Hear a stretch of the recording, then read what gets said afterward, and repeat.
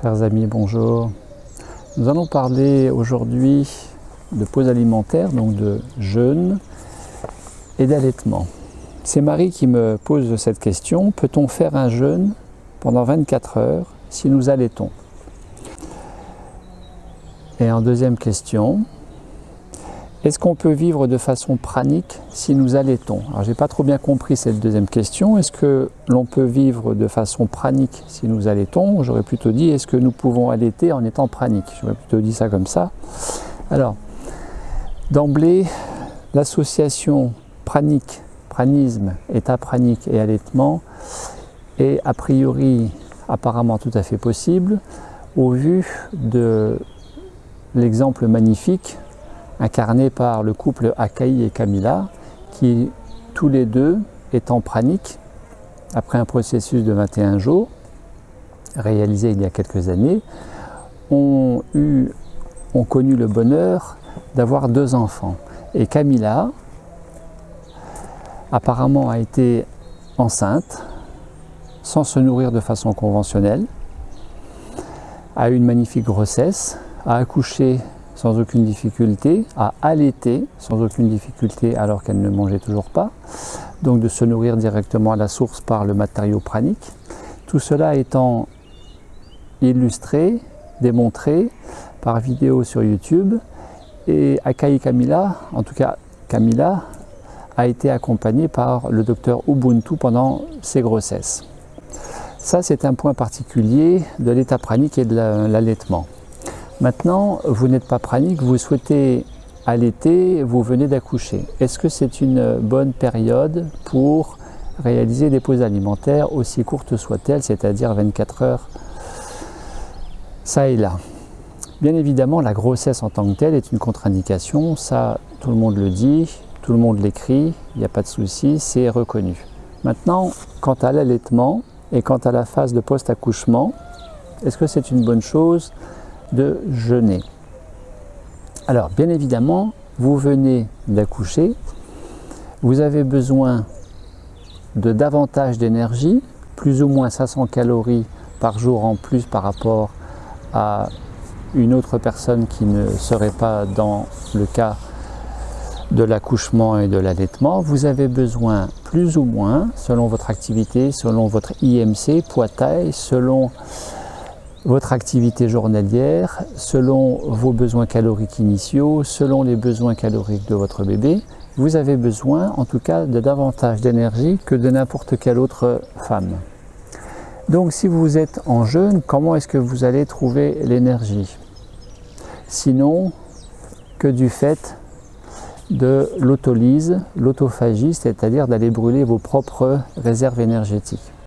En tout cas, il y a déjà la question qui se pose de où trouver cette source énergétique si vous ne mangez pas pendant l'allaitement et que vous avez besoin non seulement d'énergie pour fonctionner, mais encore plus d'énergie que toute autre femme pour assurer vos charges, vos contraintes, vos loisirs, ce dont vous aimez vous consacrer aussi pendant cette maternité en phase de post-accouchement. Et puis vous avez cet deuxième aspect qui se pose, c'est que pendant cette pause alimentaire de 24 heures, même si ce n'est que de 24 heures, vous allez commencer à détoxiner. Ce qui veut dire que si vous allaitez, vous allez transmettre ces toxines par le lait. Est-ce que c'est bien judicieux? Est-ce que vous avez envie de transmettre à votre bébé ces toxines par le lait, par l'allaitement? Et puis, qui dit toxines, il dit aussi toxines émotionnelles, puisque quand vous êtes en pause alimentaire, il y a des remontées de schémas limitants, mentaux, cognitifs, mais aussi d'aspects émotionnels qui peuvent être sollicités et dont vous allez peut-être avoir à faire face, ne serait-ce que pendant ces 24 heures, et peut-être même déjà pendant ces 24 heures. Donc, est-ce que vous avez envie que votre bébé, qui est une véritable éponge, le bébé prend un maximum? On dit que les enfants sont des éponges. Est-ce que vous avez envie que votre bébé soit imprégné, encombré de vos propres émotions que vous êtes en train d'exprimer par le biais de la pause alimentaire? Autre chose, il est avéré, il est reconnu que si vous jeûnez trop longtemps, la production de lait va s'arrêter. Alors comment est-ce que vous allez allaiter votre bébé? Il y a cet auteur qui témoigne qu'à partir de 3-4 jours de jeûne, alors bien évidemment vous allez dire si vous ne faites que 24 heures, vous n'êtes pas concerné. Mais vous serez peut-être tenté de faire davantage que 24 heures.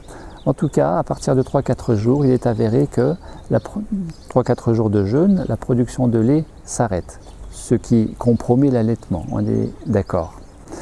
Autre aspect, si votre motivation, car il faut aussi vous poser la question de pourquoi vouloir jeûner pendant votre allaitement, si vous souhaitez jeûner parce que vous souhaitez maigrir, vous avez pris entre guillemets trop de kilos, la moyenne étant 9 à 12 kilos de mémoire de mes études d'infirmier il y a bien longtemps, la moyenne étant une prise de poids de 9 à 12 kilos pendant une grossesse.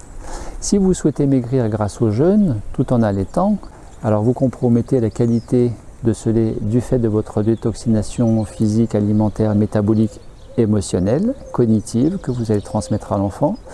Vous compromettez la qualité et la quantité du lait parce qu'au-delà de 2, 3, 4 jours, vous allez stopper, en tout cas freiner, voire stopper la production du lait. Et si vous ne produisez plus de lait, eh bien vous allez arrêter de maigrir car la graisse qui est accumulée pendant la grossesse va être utilisée pour produire le lait. Ainsi, vous jeûnez, vous ne produirez plus de lait, à terme vous ne produirez plus de lait, et vous allez arrêter de maigrir. Maintenant vous avez une alternative, c'est que si vous souhaitez jeûner pendant l'allaitement, alors vous pouvez toujours procéder à l'extraction de votre lait la veille du jour où vous décidez de jeûner et de donner ce lait maternel par biberon le jour où vous jeûnez, ce qui fait que ça reste votre lait. Ça, c'est une possibilité. Dans tous les cas, il n'est pas conseillé, je ne favorise pas le jeûne pendant l'allaitement.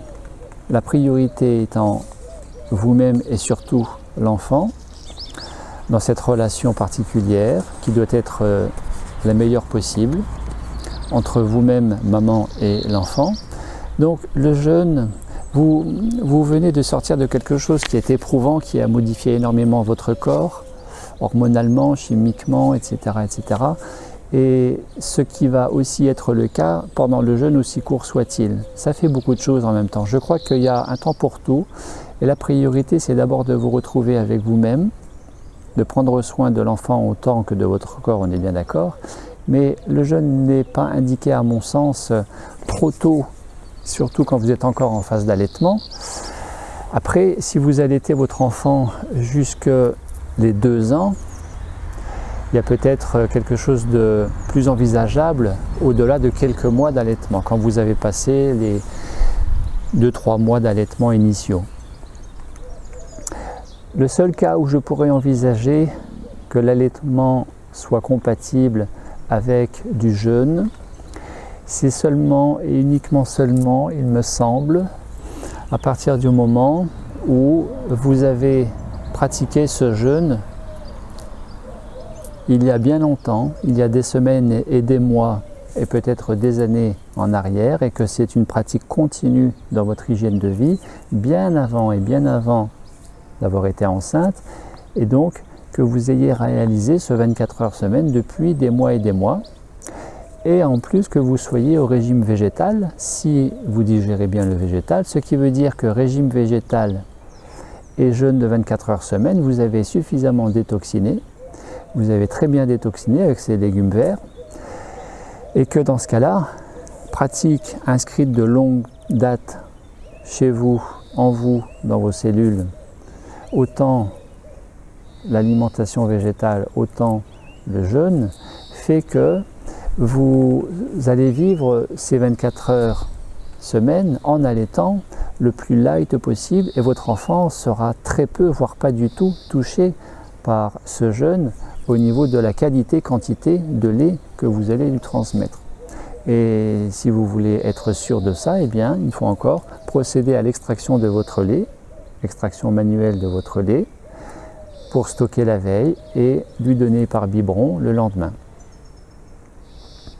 Voilà pour répondre à Marie. Marie, merci pour cette question qui m'a bien plu.